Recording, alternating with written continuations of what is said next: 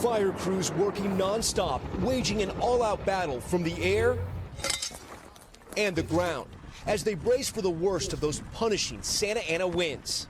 The National Weather Service warning conditions to be as bad as it gets, with the potential for hurricane-force winds over the next 48 hours. 13 million are under red flag warnings, stretching north of Santa Barbara to San Diego County. With more than 8,000 firefighters now on the front lines, officials insist they're better prepared with more ground and air resources this time around. Just behind us here, you can see a massive burn scar. There's no more smoke, no more fire, but there's still a danger. And that's why there are lines of firefighters right now with cutting tools like chainsaws and axes, clearing all the brush, making sure there's no fuel in case those winds pick up and carry embers. We were with CAL FIRE as they worked to clear brush before those dangerous winds hit burn zones. So you're worried about this area because there's still brush here and it's so close to those homes right there. That's correct. Firefighters lined up on cliffs, scaling canyons, and on the lookout. They're putting their lives on the line to get out in front of something that most people wouldn't get in front of. Over the weekend, California's National Guard dropping flame retardant on hot spots in the Palisades fire.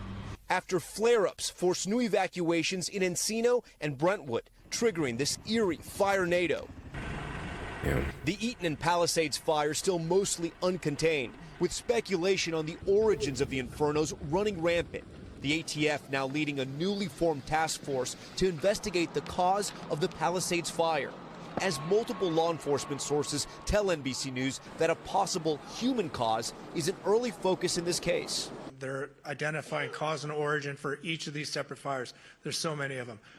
None have been ruled out of arson. The death toll has now reached 24 and expected to rise, including 95-year-old Delise Mama D. Curry of Altadena. That was her refrigerator. Wow. This is where she would be.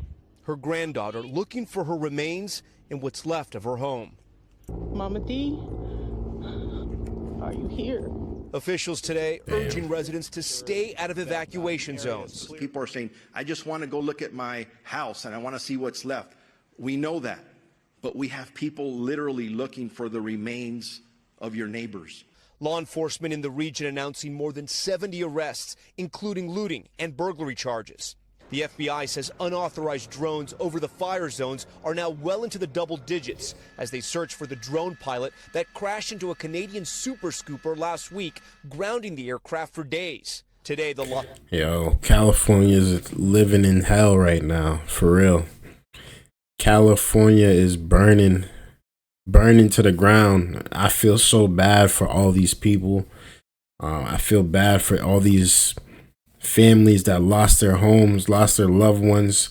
The death toll is now up to 24 people. Last time that I heard about this, which was just maybe not even a day ago, a few hours ago, it was like 16. And now they're saying they're finding more bodies. And I believe that they're going to find even more bodies. Obviously, this is just the beginning and fire is still happening.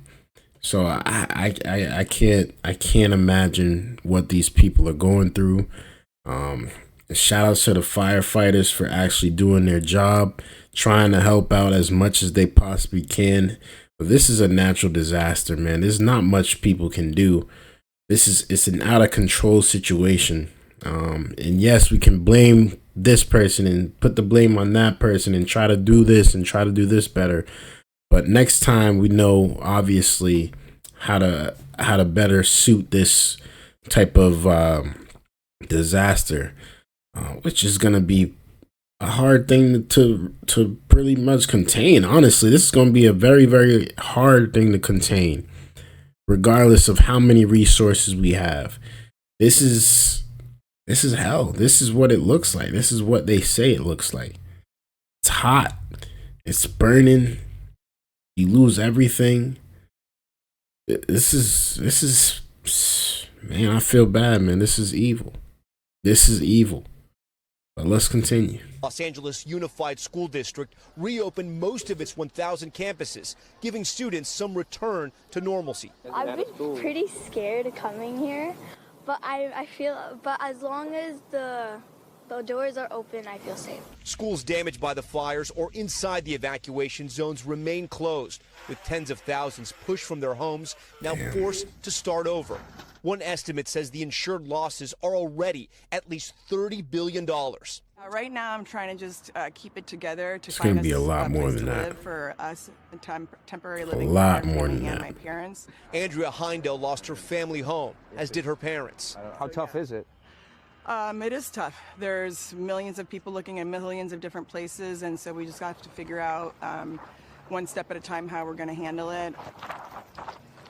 And with the winds bringing the possibility of new fires and destruction just like this, some homeowners plan to take matters into their own hands. Once again, Gotti Schwartz tonight with their stories. Listen here, man. If I was in California, I'd be looking to move as far away as possible. As much as I hate the snow, I'd rather be cold than have to deal with fire. I'll be honest with you. As much as I hate snow, I hate the cold so bad. You could ask my wife, you got my friends, you could ask anybody. I hate the cold. I'm an island boy. But this is too hot for me. I'm praying for the people out in California, man. I really am, man. This is sad. For days, so many across Los Angeles faced off against apocalyptic wildfires. Some homeowners defying the evacuation orders, choosing to protect their properties amid the hellscape. We need a water drop. We need a water drop. Sprinklers, hoses, generators, pumps, and tonight facing new red flag warnings, some Angelenos say they are preparing for round two. In wealthy enclaves, rows of water trucks and private firefighters standing at the ready. And right here we see 1, 2, 3, 4, 5 different water trucks. There's another 3 down the way. Those in the evacuation zones who lived to tell the tale of how they saved their streets say they did what they could with high-pressured hoses. So we were in all of our neighbors' backyards and lugging our hoses around. In Altadena, Felipe Carrillo saving 2 houses on his street with a garden hose. I caught on fire a couple of times. You caught on fire? Yes, and so what I started doing is every once in a while I would just spray myself with the garden hose. Just soak myself with the garden hose and continue to fight. Fire officials say those who stay to fight the fire hell, putting man. their lives at risk. Hell. 66-year-old Victor Shaw died in the Eaton fire. His remains found holding a garden hose. Right along the coast, owners of this row of homes had their own fire hoses ready and some willing to risk their lives. There's another Damn, man, this is crazy though, for real. Fire hoses again to put it down before the wind starts again. Now let me know y'all thoughts about this down in the comments, man. I really like to know y'all thoughts. Tapping into the hydrant and saving 6 homes.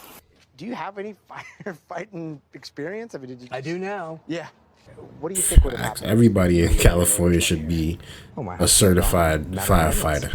Tonight, Steve Foster's home is still standing, but most of the surrounding community is gone. It's been difficult, but we're getting through it. Would you leave? I'm not leaving. I've been here the whole time. I have no intentions of leaving until my neighbors are back. Ain't nobody coming back no time soon, big bro. Not to evacuate during the chaos, but it's not always enforced. However, firefighters say, bottom line, every moment during a firefight is precious, and if they have to be pulled off of a fire line to come save someone that is not supposed to be there, it not only jeopardizes their lives, but puts the whole community at risk. I agree with him, man. Stay safe out there, please. Honestly, I know there's a lot of chaos going on. You know, a lot of headlines saying this and that, but at this point in time, the people have to work together to get this back to where it needs to be. There's not one person that could take the blame for all this fire that's happening.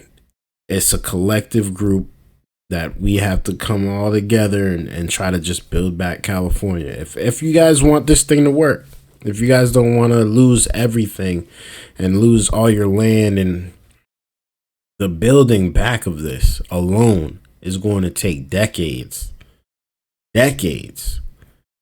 People are not going to be able to move as fastly as they think that this is not going to happen overnight. This is not going to happen overnight. They're still rebuilding Hawaii. They're still rebuilding the bridge that collapsed, the Baltimore Bridge. These things are catastrophic nightmares. It's over, they said over $60 billion worth of damages. Over 40,000 acres of land. I'm pretty sure it's probably tripled that. So many people have lost their homes. So many people have lost their lives. Still people missing. They just said one guy was found with a garden hose. That's how he died. With a garden hose in his hand. Be safe out there, man. I'm praying for California. I wish nothing but love and peace and just more prosperity to those people that lost everything and more life. Because, you know, at the end of the day, they might have lost their materialistic stuff, but they still have life. They still have breath. And that's the important thing. This is a sad, tragic situation that the world is seeing. And thank you for all those that are stepping up to help. We appreciate it. We appreciate it. Hopefully you guys can get back soon. I know there's a lot of events coming up in California throughout the next couple of years that they're trying to probably prepare for, or they might have to end up moving. Like the Olympics. But obviously, right now is not the time to be thinking about that. It's about time to be making sure that people are good. People have food. People have toothbrushes, toothpaste, diapers for their kids. I mean, at some point in time, we gotta take away the selfish aspect of this situation and just actually help out these people that need it. Honestly, the government has to do whatever they can to help out. Let me know y'all thoughts about this down in the comments below. I really like to know y'all thoughts. Thank you guys for tuning in. I appreciate y'all viewership. Hit that like button, hit that subscribe button if y'all are new. Until next time, man, it's your boy Dgotsauce. Peace.